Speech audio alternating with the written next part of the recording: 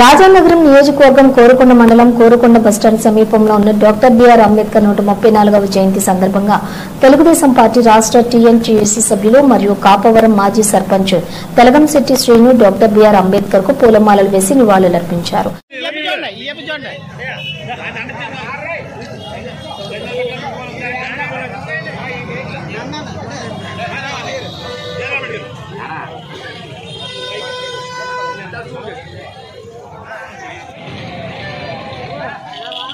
ఎలాగా